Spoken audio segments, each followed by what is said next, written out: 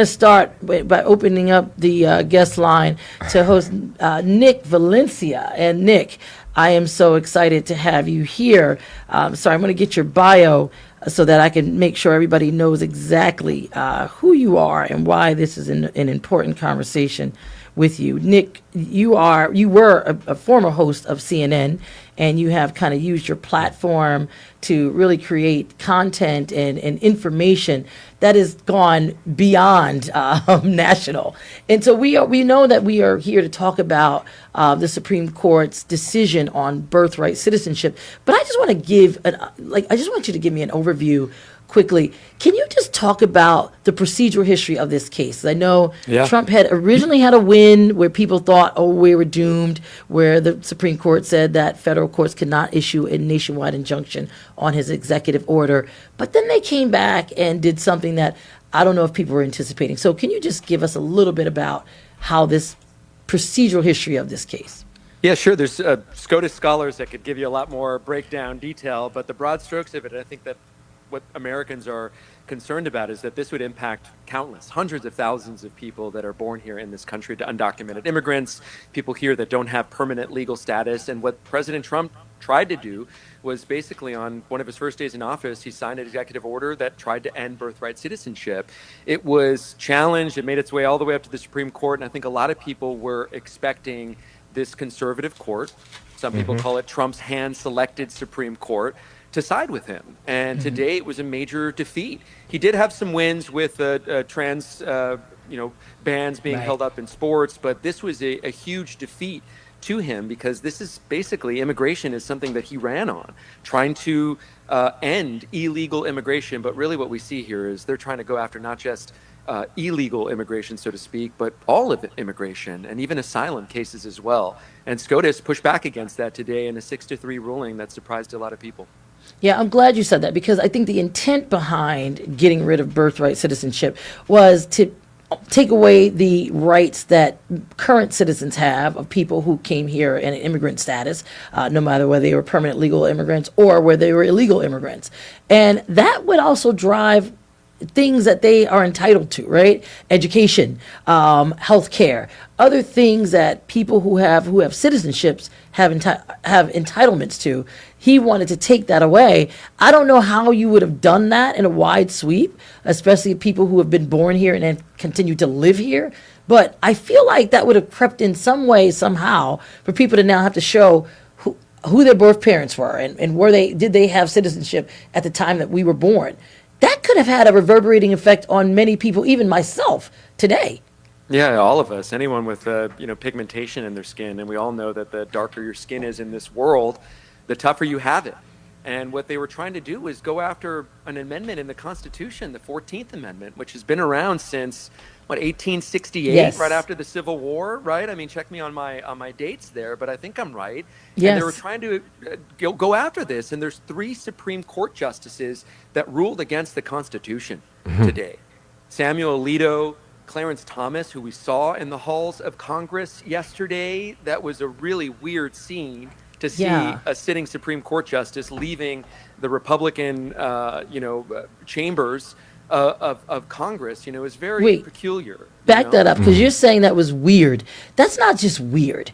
That is something that you never see, because never want to have the appearance of impropriety and whether or not you're kind of connecting along party politics, right? I know my husband's a judge. There's many judges that I know that can't even engage in partisan events because of the appearance of impropriety. But doesn't it, weird doesn't do justice to me what we're missing and not talking about.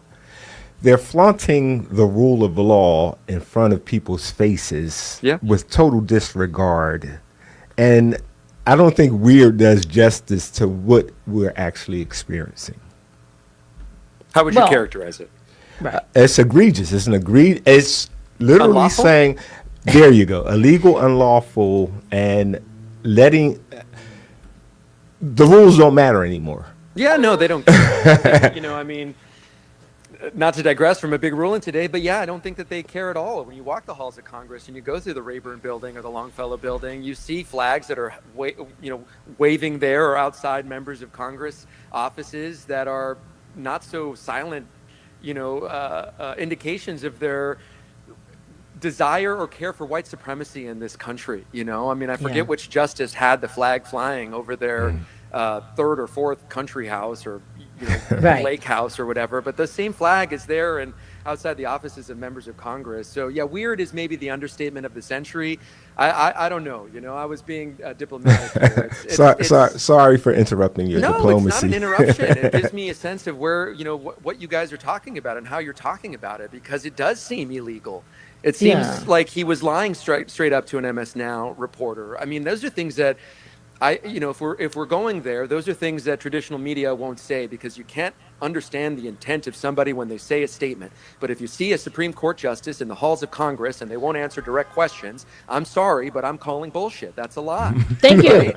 Can we say that here if we're going to be? Well, I'm not sure, but you said it, we can't not say us. it again.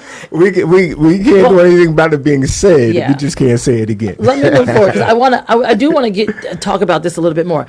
So why do you think that the Supreme Court, I mean, the stuff that they've been deciding seems to go against the traditional rules of law, right? I mean, we have traditionalists that are strict constitutionalists that are now deciding things that you thought were enshrined in our Constitution, in our 14th Amendment, like Roe v. Wade. And then equal protections for people. When we're talking about transgender, they don't seem to have this same efficacy when it comes to social issues or wokeism issues, right? But why do you think they rule this way on birthright citizenship? That's a really good question. I don't know. It shocked me. I really did think that it was going to go 5-4 the other way. And when Chief Justice Roberts decided to write, the majority opinion, you saw in the dissenting opinions some of the same old tricks, the anchor babies thing that came out. They were calling them birth tourists here in the dissenting opinion. I don't know. What they were saying in the written legal decision was that it would be unconstitutional, that it would go against the 14th Amendment. I mean, if we take them at their word, I know nothing is straightforward in Trump's America, not even the Supreme Court justices. I mean, you look at Neil Kavanaugh, right, and what he said under oath.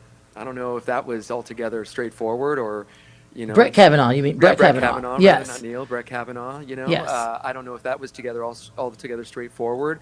I don't think they care about the appearance of improprieties anymore. That sort of gentleman's agreement that we had in society that we'd play by certain rules has been tossed out the window. And to the point where you have the president trying to sign this executive order, he did, right, to challenge the 14th Amendment because he said that we're the only country in the world that does this. That's not accurate. There's like 30 countries that do birthright citizenship.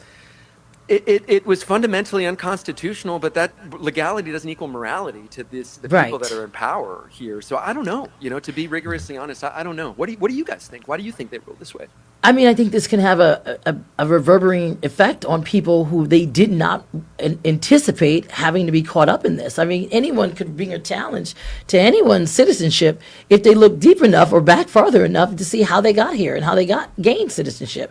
Now, I know after a while, I mean, one would think that you would gain citizenship, but if you've never done anything else other than just be born and now you're here and you've been here, are you at risk? I just don't think that you can risk that type of effect or impact on people. And I think that this would have really upended the Supreme Court being constitutionalist, right? Because how can you justify something that is so enshrined and so ingrained in our Constitution? And it's like the justices that did dissent, they seem to be talking in a lot of bigotry. Saying now, wait a minute, now we've got to look at social conditions and change and look at the original intent of that constitutional amendment and say that the times have changed. We no longer need that, or we now need some other types of amendments or other types of securities. But when we were talking about things that protected and advanced civil rights, it was, no, this is what the Constitution said. I don't care about the context of today. When we're talking about Roe v. Wade, we didn't care about the context of today. It's like, you're going to either read the Constitution strictly or you're going to interpret it into the social context that we're dealing with today. And it's really interesting to see the way the wind blows when the court wants to say, hey, this is what the Constitution says, this is what I'm going to continue, versus when they have the opportunity to talk about social issues surrounding something that then forgets about all the back history and the intent behind the constitutional amendment. I mean, does that make sense? Trump, yeah, it does. And we see Trump and his peers or those in his orbit trying to go back in history. And what making America great again appears to indicate is them wanting to go back to 1865, before people of color had rights in this country, before they were seen as actual people. Right? That's what they want to go back. This original case was rooted in Kim Wong Ark. It was an 1898 case. 1898. He tried to come back into the United States after taking a trip to China. He was born here in San Francisco to Chinese immigrant parents. He tried to come back and he was stopped at the border, even though he proved that he was born in San Francisco. And what the argument was back then was that his parents, because they were Chinese citizens, were under the jurisdiction of China, not United States. And so that's what the Trump administration wants to do. And that's what they are doing. And let's be full-throated about Thank you for saying that. That's what they are doing. And and again, we talked about this before. It's the long game. It's waiting and waiting and waiting about an issue, over an issue that may be ripe for the time, right? Because these issues, I don't think they just popped up out of nowhere. People were waiting to see when they can bring something to a favorable court or to a favorable, jurisdiction. It is what it is. And when you think about trans athletes too, how many people are really impacted by this? I understand why people get swept up in that and why they got swept up of it. We see a lot of Latino men that voted for Trump now having buyer's remorse, and that is going to likely give a candidate in Congress in South Texas, a conservative place, a victory because of the people that are switching up. But we see that so much here. I'm sorry. Go ahead. I interrupted you. I'm so sorry to interrupt. Just real quickly to answer your question earlier. I think it's simply, as a policy person, the reconstruction of Reconstruction. And I think that Reconstruction is being redeliberated for the times that we find ourselves in. Who is eligible and covered under the rights and privileges thereof and those amendments that went with it? Who's excluded, and what does being included get you or not? What does being excluded get you or not? That's being recontested. And I think that in many ways, we need to understand that that's the moment. All of what was constructed at that time that we call Reconstruction is now up for deliberation because it's a different America moving forward. It's not. It's not a different America.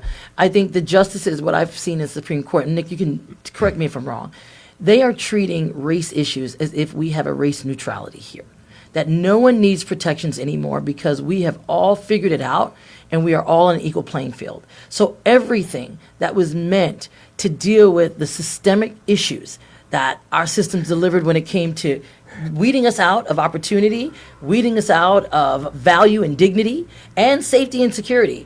They are now the justices are blindly treating this as if this is the America post-Obama, post-race, and we have all made it. And I think that we're going to continue to see that type of logic go into some of these cases. Do you agree, or what have you seen when it comes to this? Yeah, I've talked to Trump supporters. I talk to them regularly, and there are some who they don't believe that racism exists in this country. I think I was having this conversation back in 2015, 2016, I think, with somebody, and they were telling me that, come on, Nick, you really think racism exists? I think they think on paper that someone like me would vote for President Trump or be a conservative. And to get back to that point, there was a lot of conservative Latinos in LA that I know that got caught up in this gender identity politics stuff where it's really just, less than 10 trans athletes at the college level, about 800,000 trans people in the world. It's an incredibly small number. And yet we're having the Supreme Court waste their time on these issues because, like your co-host said, they're waiting for a moment where they see it's favorable. They're meeting the moment because they see there's a moment to meet. And while we feel under attack, there's no one that feels more under attack right now than the white woman in America. Just listen to Megyn Kelly. They feel like they're the most prejudged and most, attacked and under attack. The Christian National, I talk more about my faith now on my Nick. independent platform. I want you to hold that thought, Nick. Can Yeah. you can you stick around with us? We have to go to commercial break. Yeah, let's Folks, do it. You're listening to Evening Words on WURD, 900 AM, 96.1 FM, Progressive Black Talk Media. Stay with us. I want to talk to Nick on the other side about a couple more of the Supreme Court decisions and how they impact us. Stay tuned. It's time for a check on the weather on WURD. Here is your current weather forecast for the Philadelphia area. Slight chance of showers this evening, otherwise mostly cloudy skies. Overnight lows in the low 70s in the city, mid to upper 60s in the suburbs. We've got winds 5 to 15, gusting as high as 25 miles per hour overnight. Then tomorrow, chance of showers and storms, otherwise mostly sunny and hot. Highs in the upper 90s, but when you factor in the heat index, it will feel like 105, and an extreme heat warning in effect starting at 12 noon tomorrow. I'm Jason Lee with Philadelphia Weather. Time for a traffic update on WURD Radio. We've got delays on the Northeast Extension northbound between Lansdale and Quakertown due to a car fire. The right lane's blocked. Then further north, the extension completely shut down between Lehigh Valley and Mahoning Valley with a serious crash. 95 northbound busy from the state line to the Commodore Barry, the airport to Broad Street, and Jam Vine Expressway to Bridge. Southbound delays Cotton to the Betsy Ross, and Ridley Park to 320. Eastbound Schuylkill Jam, Blue Route to Belmont, and approach Montgomery Drive to South. Large Totella total traffic. This summer, discover something extraordinary at the Philadelphia Museum of Art. Explore special exhibitions like Rising Up, Rocky and the Making of Monuments, Van Gogh's Sunflowers, A Nation of Artists, and more. Bring the whole family for Art Kids summer programming designed to spark creativity and fun. Plus, Friday nights are pay-what-you-wish admission, making it easier than ever to experience world-class art. Whether you're visiting for the first time or returning to find something new, there's always more to explore at the Philadelphia Museum of Art. Plan your visit today. As a parent, you said you'd never give up the convertible. Look, the van even has its own backing. You said you'd never stop listening to your music. Dance, yeah. Do your happy dance, do your happy dance, yeah. That's right. You said you'd never schedule your life around a stuffed animal. Nobody panic. Bun Bun is still at daycare. You said you'd never give in to demands. 2 kids' meals and a chocolate shake. And never put them in harm's way. I'll be right back, little man. Just gonna pop in the store for diapers. But never happens. And no amount of time is okay to leave your child in a car by themselves. Long line today. Temperatures as low as 60 degrees can be deadly for children left behind. So always bring them with you every time you park the car. Stop, look, lock. Brought to you by NHTSA and the Ad Council. Save the date for WURD Radio's annual Founders Day Gala, Friday, October 30th, 2026 at the Barnes Foundation. Join us for a celebration of WURD's founder, Dr. Walter P. Lomax Jr., MD, and an evening of dinner, drinks, dancing, special guests, and the presentation of the annual Community Impact Awards. Celebrate our culture, Dr. Lomax's enduring legacy, and you, the people we serve. Stay tuned to WURD Radio for more details. Where's the professor? Microphone check, 1, 2, here we go. And now back to Evening Words with Dr. James Peterson on WURD, Progressive Black Talk Media. Welcome back to Evening Words. We are continuing our conversation with Nick Valencia. I am your guest host, Keira Bradford Gray, along with my co-host, Brother Shamari, and we are sitting in for Dr. James Peterson, who will be back tomorrow. But before we go back to the questions, Nick, I have a quick question to ask you. I want to talk about a few things with America's 250th anniversary. In the year of America's 250th anniversary, Freedom Journey is a landmark storytelling project honoring 250 phenomenal Black Philadelphians who have shaped this city and this nation. From the country's founding to today's innovators and thought leaders, these Philadelphians have moved culture, created change, and shaped the city's legacy. But we need your voice. Who has made a lasting contribution to our city? Whose story must be told now and for future generations? Nominate them today at WRDradio.com/freedomjourneys. Help make sure their legacy is a part of the story of America. Freedom Journeys is brought to you by Comcast, the Philadelphia Parking Authority, the Philadelphia Funder Collaborative for the Centennial, and supported by the Office of Senator Vincent Hughes and the Pennsylvania Department of Commerce and Economic Development. Thank you so much for Your hair looks good, staying Nick. Your on, hair looks good. Nick, you do look perfect. Nick, there is No one is another. perfect but God. That's what I tell my kids. That's very true. You're very true. Nick, there's another thing I want to talk about, because I remember I was on this radio doing one of Dr. Peterson's segments, and we talked about a gentleman named Lewis Powell, who then became a Supreme Court Justice, Lewis Powell, who heard the first case that gave corporations First Amendment rights, and then started this kind of, I guess, search and quest that gave way to Citizens United, right? That allowed corporations to flood money into political candidates at any rate, and it has not been scaled back. There was a lawsuit that made its way up to the Supreme Court, really trying to limit the corporations from kind of putting unlimited money in a coordinated campaign with a candidate. So really, like, how much they can collaborate, how much money they can put down, and it was couched as a campaign finance law case, and the Supreme Court struck down this campaign finance law argument, basically saying if we do not allow for corporations to be a part of this process and allow them to coordinate with a candidate, we are violating the corporation's First Amendment rights. And this was a 6-3 decision that is going to continue to allow Citizens United and dark money to be fettered into political campaigns. And the 1% of America is going to own a lot of our policies and practices in the way the shaping of America. Have you seen or have you been covering that particular case? You know where we can see hope, though, is that on this theme and this thread of corporations trying to be like people, First Amendment rights, you had the GEO Group, which is one of the huge private prison companies that is responsible for the expansion of the private prison network in this country, take a case to the Supreme Court, and they lost, but they were trying to argue that they had merit to be considered themselves as people so that they were not subjected to the jurisdictions of companies. They basically wanted to be able to deny human rights and get away with it.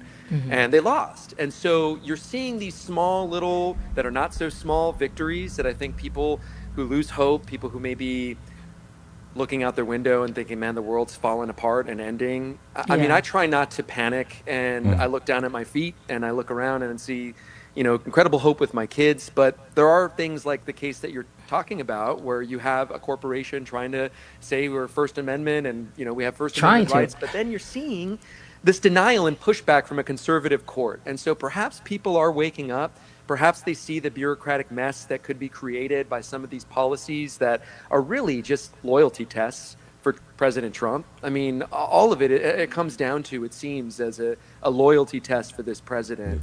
And it doesn't end with this kind of politics. This is sort of a politics that is becoming ingrained in our culture and society. Let me read to you Justice Kavanaugh's statements on this case, because I think this is a big deal. If people talk about all this money and money is controlling campaigns, and it controls candidates, it controls, right, it does. But it comes from the Supreme Court. Lewis Powell, the Powell memo guy, he's the first one. But Justice Kavanaugh is picking up that legacy. This is what he said in the ruling, in Tuesday's ruling. He says, Tuesday's ruling, meaning striking down or allowing corporations the ability to coordinate closely with their candidates, says Tuesday's ruling treats all political parties equally.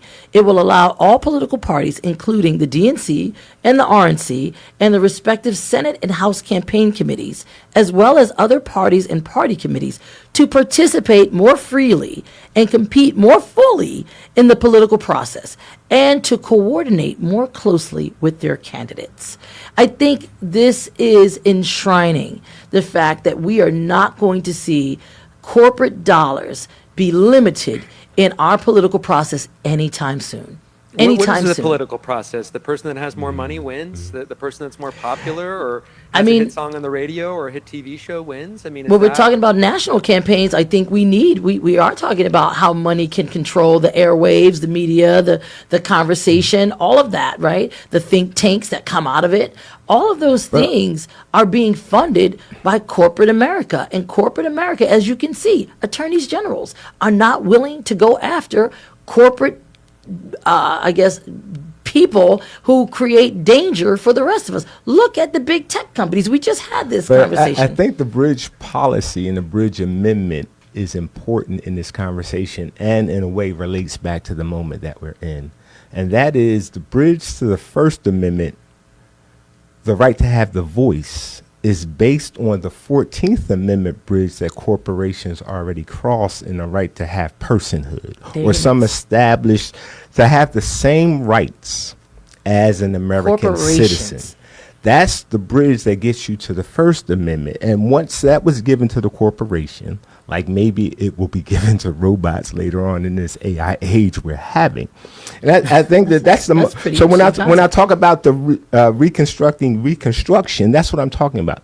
Those amendments 13, 14, and 15 created citizenship status for a caste that was previously enslaved.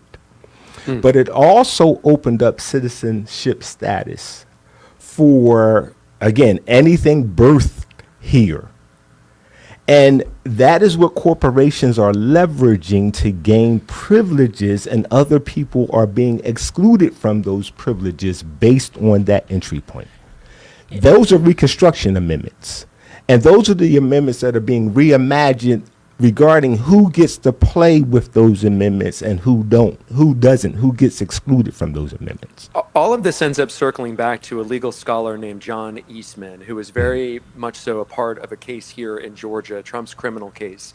He was part of President Trump's criminal case and the defense team, and it's John Eastman, along with a very small group of legal scholars who are trying to reimagine the law. They were arguing basically the fake elector scheme that got Trump in trouble here for interfering. This case was thrown out not for a lack of merit, but because of what Fani Willis was alleged to have done as the district attorney with a subordinate. What they were trying to say in this fake elector scheme, which was not in good faith because they took deals, so they knew that they were lying, was they were trying to say, well, we were just trying to give our candidate the legal option to challenge in the event it got to that point. Well, that point was on January 6th, where they were calling for Mike Pence's hanging outside of the Capitol. They were trying to reimagine or retransform what the law is by sending a fake elector, signatures of fake electors to the Capitol, to the National Registry, and arguing in bad faith that they were doing it just to give their candidate a winning chance, when they were really doing it to sow doubt in the legal process, to sow doubt in the democratic process, and control the message and create confusion.